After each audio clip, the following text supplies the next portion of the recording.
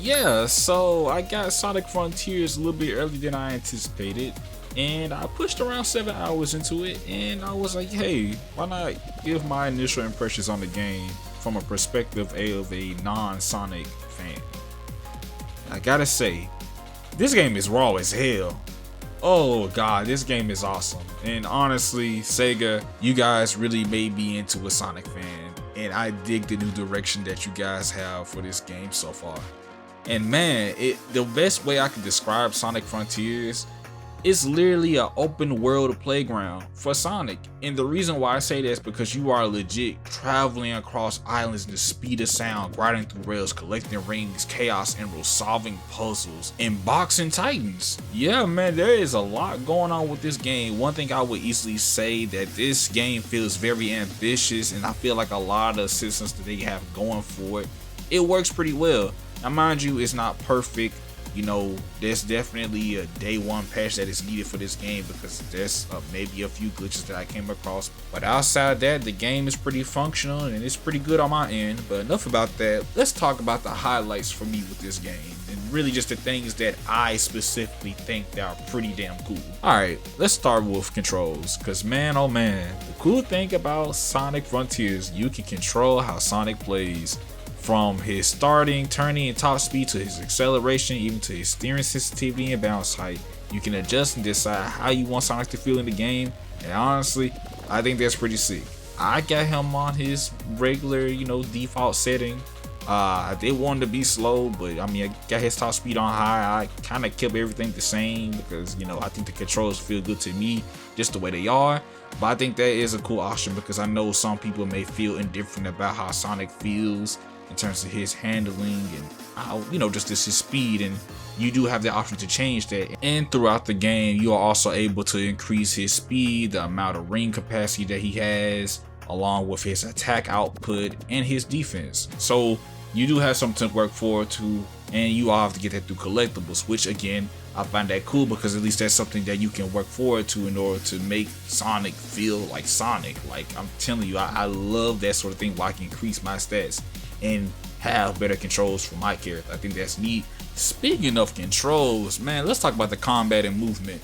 Man, oh man, I have never thought that I would be playing Sonic and I actually enjoyed the combat, because I never really played Sonic for the combat. I thought I just kind of played it for like, the speed and just, platforming. But yeah, combat exists in this game, and I gotta say it's very expansive and very ambitious for a Sonic game.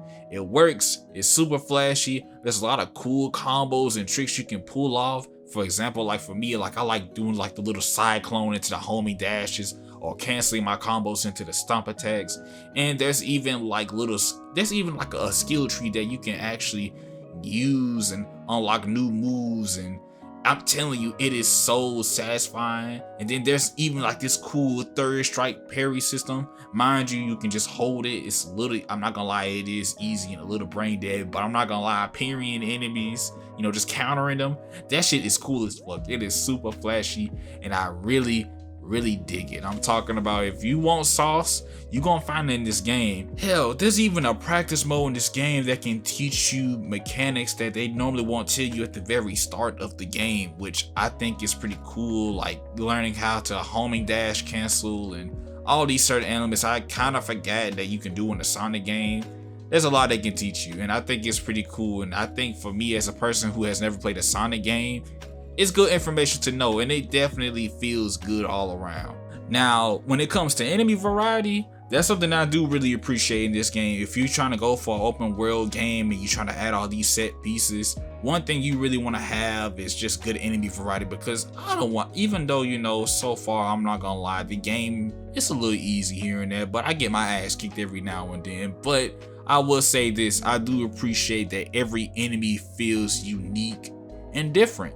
There's different strategies to defeat these set opponents that you're fighting against, like from the mini bosses to the main bosses. Like there's always a certain way to defeat an enemy. You can't always just mash and just do homing dashes and expect to defeat the enemy there, because sometimes they will attack you first. Sometimes you have to parry, sometimes you have to use the cyclone ability to break their guard and stagger them. Like there's all these different elements that you have to take account for. So the game really rewards you for really looking into your move set and just trying new things. And that's something that I do appreciate a lot. Now, as for the open world environment and really the things to do in the game, I say this: the first island is definitely the first step that you may have to get used to, because it's gonna start out a little bit slow. You gotta get used to the environment. It's pretty much like a prologue.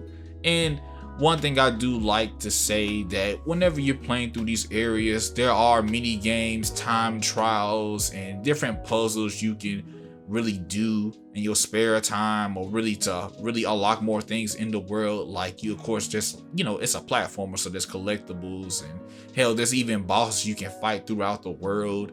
And again, I like that sort of things, because at least it gives you something to do, and that's something that I always want to see in a lot of open world games. And they don't always do that. Sometimes it can feel a little empty, but I will say this: the second island, ooh, it's a doozy. They're so the rail grinding, like the different puzzles and platform segments that they offer you, it gets better and better every island from what I've been noticing and seeing so far. Like, I'm talking about just the things that you can do on the first island compared to the second island, it's day and night. Now, for the cyberspace sections of the game, I'll say like this: originally I was concerned from a gameplay standpoint, because when I looked at trailers of it, it looked a little stiff. But after playing it for myself and getting used to the game, I start to really dig the cyberspace sections a lot more, especially in the later half when the levels become a bit more challenging, and breaking a lot of those bad habits as I start replaying the routes, trying to go for a high score, try to get in the S rank, or getting all the collectibles, or beating it at a certain time.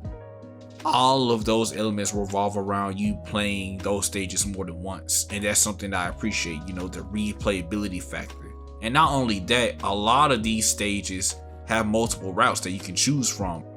And overall, I like a lot of the level design choices for the majority of the levels, including, like, even if we take the cyberspace aside, like, a lot of the level designs seem pretty fine to me. Like, some even great in some cases, but that's just me. Now, as for the music, ooh, it slaps. If you're a big fan of EDM, electronica, lo-fi, man, this game got you covered. Cause man, the music in this game sounds so nice to me, and I love it, and I'm telling you, they got a lot of bangers. Overall, I'm really falling in love with Sonic Frontiers. You guys are making me into a Sonic fan. I'm just gonna keep it a buck, Sega. Thank you. I'm glad I got this game a little early, and I am glad I spent $60 on this game so far. I'm having a blast, and I hope as I get further to the game, I enjoy it more and more. Until then, I will have a more full in-depth review Friday, but these are just my initial thoughts. Now, while you excuse me, I'm gonna be playing some more Sonic Frontiers. You guys take it easy.